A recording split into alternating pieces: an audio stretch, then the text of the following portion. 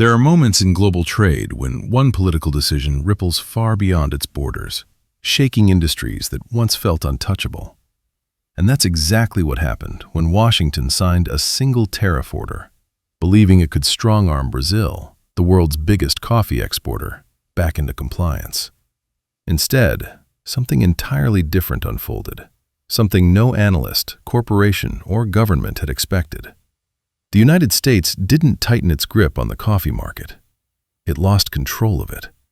And into that vacuum stepped a country no one saw coming: Canada.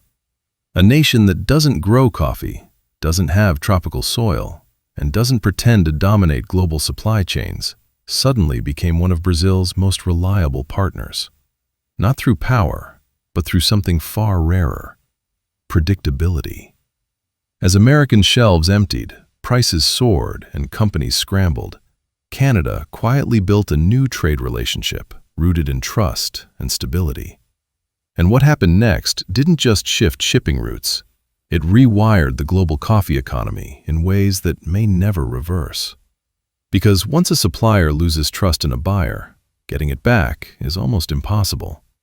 And today, the world's largest coffee producer is looking north, not south, for its future. The shock wasn't gradual. It hit instantly.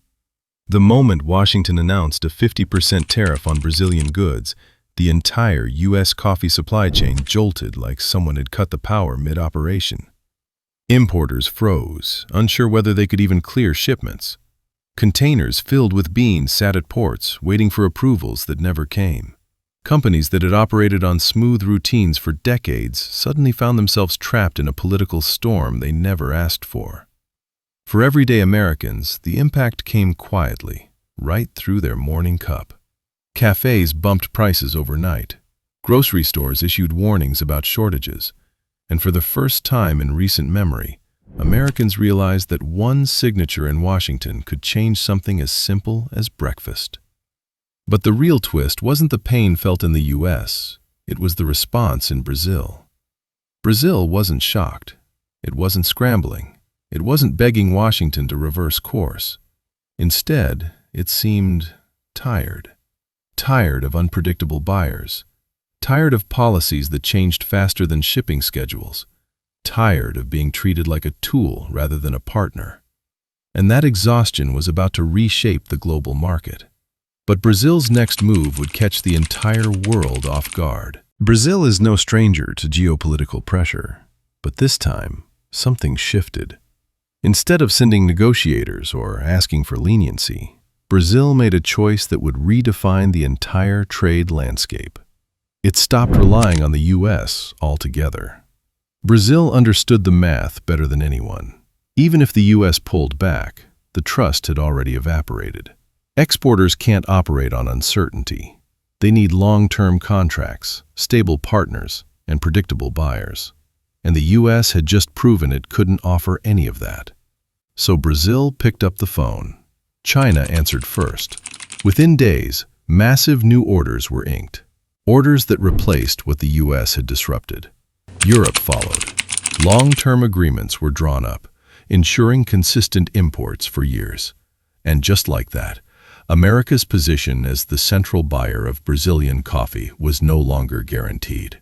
What Washington saw as pressure, Brazil interpreted as a warning. A warning that it should diversify so no single country could hold it hostage again. And once a nation learns that lesson, it never forgets it. But then came the surprise.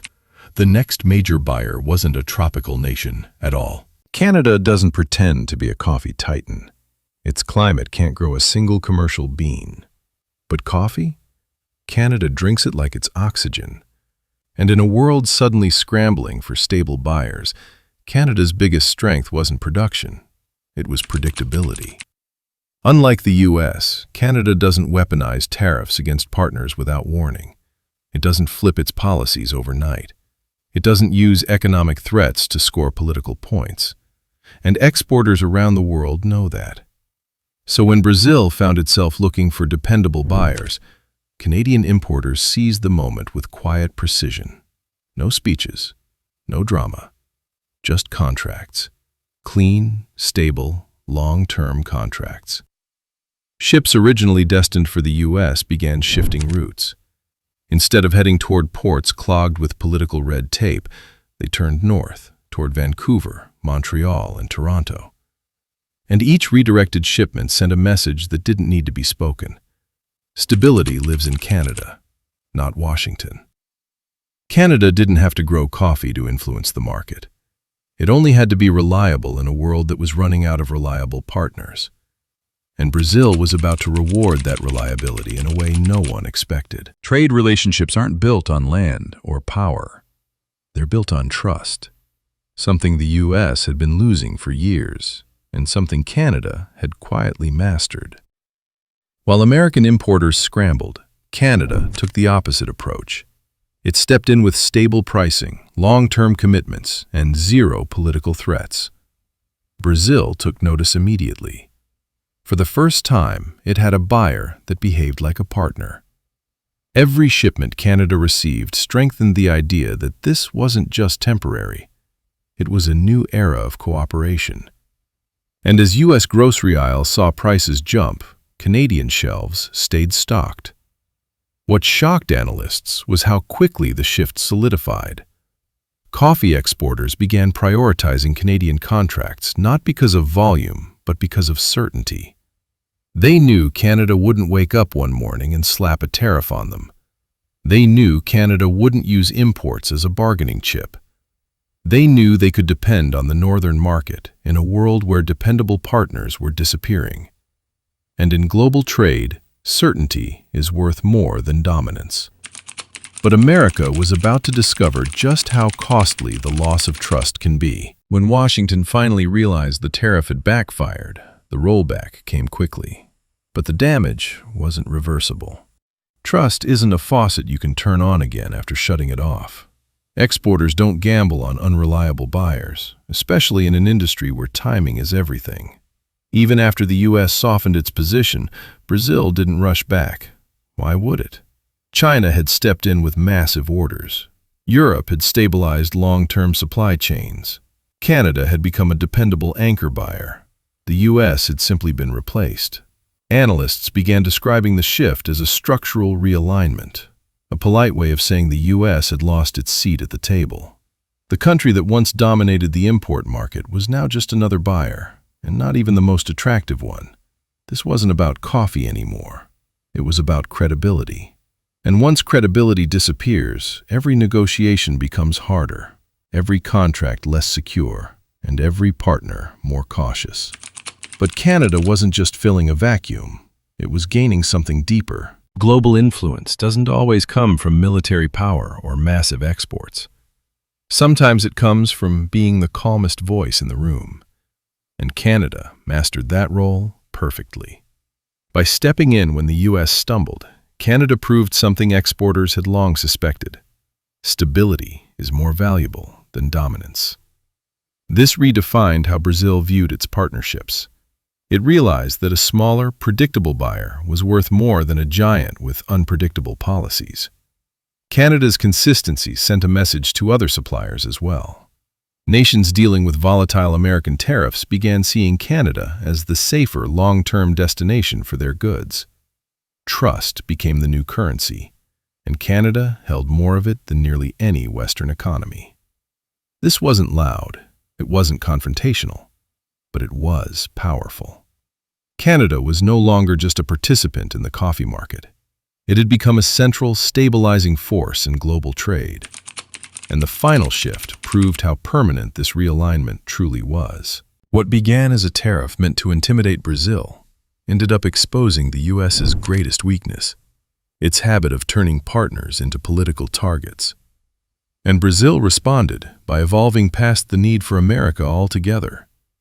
Canada stepped into a role no one predicted, a nation that doesn't grow coffee, but now plays a critical role in how it moves around the world. Brazil diversified its buyers permanently. China expanded its import volumes. Europe secured long-term contracts, and the U.S. found itself on the outside looking in. Canada didn't steal the market. It earned it. It didn't outmuscle the U.S. It outstabilized it. And in an era where supply chains can collapse overnight, stability isn't just an advantage, it's everything. The new reality is simple. The US wanted dominance, Canada wanted trust, and trust won. But this story doesn't end with coffee. It signals a deeper shift across global trade. In the end, the real story isn't just about coffee.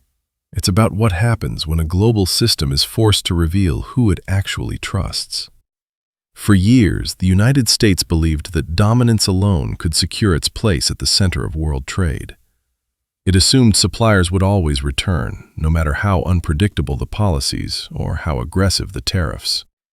But this crisis shattered that illusion. Brazil didn't come running back. Instead, it looked around, reevaluated its partnerships, and chose a different path, one built not on fear or intimidation, but on stability.